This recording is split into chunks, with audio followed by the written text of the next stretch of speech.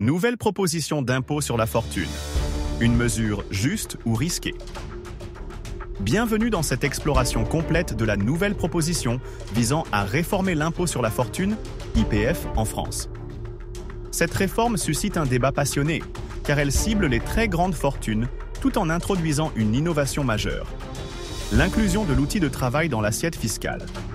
Alors, s'agit-il d'un acte de justice fiscale ou d'une prise de risque économique? Plongeons dans les détails pour mieux comprendre cette proposition et ses implications.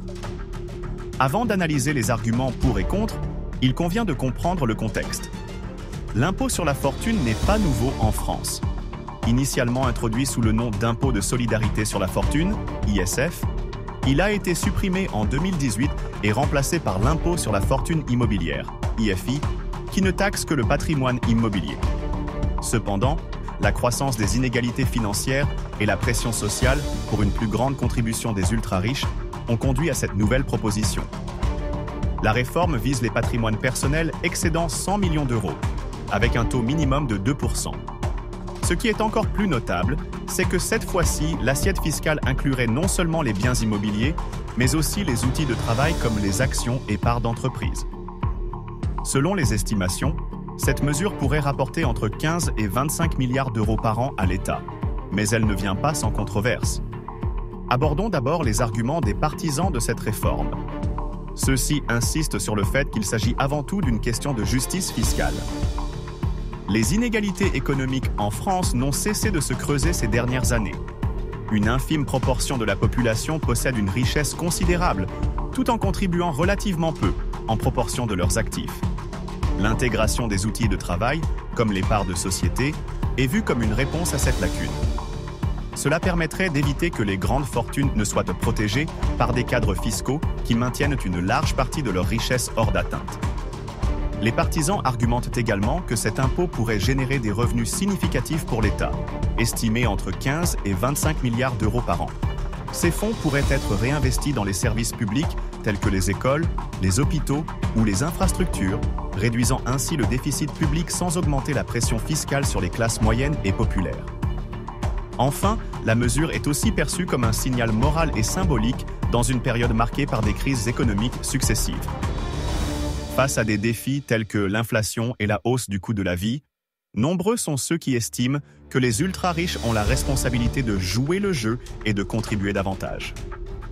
Toutefois, cette réforme n'échappe pas aux critiques, notamment du monde entrepreneurial, économique et de certains analystes.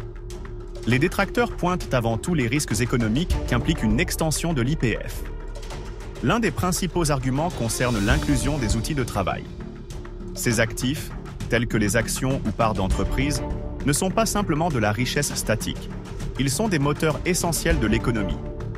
Envisager de les taxer pourrait, selon les opposants, décourager l'investissement, nuire à la compétitivité des entreprises et mettre en danger les emplois.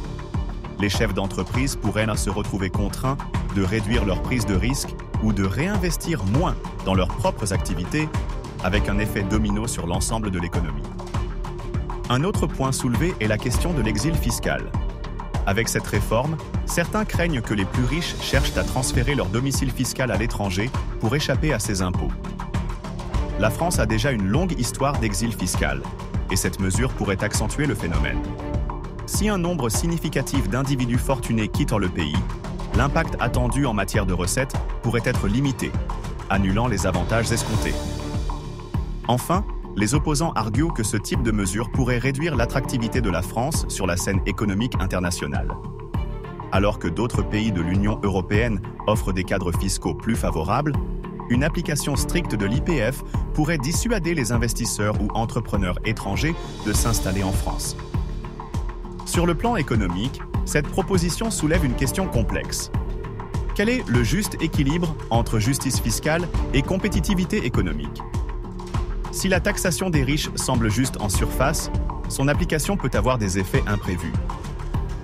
Les projections optimistes soulignent qu'un tel impôt pourrait renforcer les finances publiques et financer des initiatives pour réduire les inégalités. Cependant, d'autres analyses montrent que sa mise en œuvre peut provoquer une distorsion dans l'économie, notamment en déplaçant les capitaux hors des frontières françaises. Un autre point d'analyse réside dans l'avenir des PME, petites et moyennes entreprises, souvent en partie détenues par des familles fortunées. Si ces entreprises supportent une pression fiscale accrue, cela pourrait diminuer leur capacité à se développer ou même entraîner des fermetures. Enfin, il est important de garder à l'esprit que la réussite ou l'échec d'une telle réforme dépend largement de la manière dont elle sera appliquée. Des mesures pour limiter l'exil fiscal ou encourager la transparence seront cruciales pour en maximiser les bénéfices. Cette proposition a suscité des réactions divergentes parmi la population française. Certains, particulièrement parmi les classes moyennes et populaires, soutiennent cette réforme comme un pas crucial vers une plus grande équité fiscale. Ces groupes expriment une frustration grandissante face à la montée des inégalités et au sentiment que les ultra-riches bénéficient de loopholes fiscaux trop permissifs. D'un autre côté, une partie du monde des affaires, ainsi que certains partis politiques, considèrent cette réforme comme une attaque directe contre l'entrepreneuriat et la réussite économique. Certains représentants de la droite et du centre avertissent que ces mesures risquent de nuire à la compétitivité nationale à long terme. Sur le plan législatif, il reste à voir dans quelle mesure cette proposition pourra faire l'objet d'un consensus. Les négociations parlementaires joueront un rôle clé pour évaluer la faisabilité légale et opérationnelle de la réforme. Pour mieux évaluer cette réforme, il est utile de la comparer à des politiques similaires dans d'autres pays. Par exemple, des nations comme la Norvège et la Suisse appliquent des formes d'imposition sur la richesse, bien que leur système inclut des mesures spécifiques pour encourager les investissements et retenir les résidents fortunés. Aux États-Unis, le débat sur une wealth tax a également gagné en popularité, bien que peu de réformes concrètes aient été votées. Ces exemples montrent que la mise en œuvre d'une telle mesure exige une stratégie équilibrée et adaptée localement. Enfin, on observe que les pays qui réussissent à appliquer des impôts sur les grandes fortunes ont souvent des politiques fiscales globales claires, un environnement économique stable et des dispositifs qui minimisent l'évasion fiscale. Ce sont des pistes à explorer pour la France. En récapitulant, la nouvelle proposition d'impôt sur la fortune divise profondément.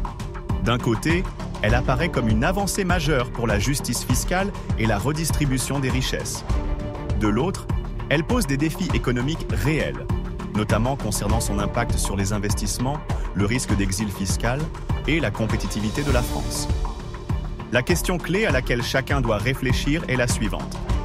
Cette réforme est-elle un acte nécessaire pour un système fiscal plus équitable ou compromet-elle le dynamisme économique du pays? Votre avis compte dans ce débat. Partagez vos réflexions en commentaire ou participez à des discussions citoyennes. Cette question cruciale mérite une analyse approfondie et un dialogue ouvert entre citoyens, experts et décideurs politiques.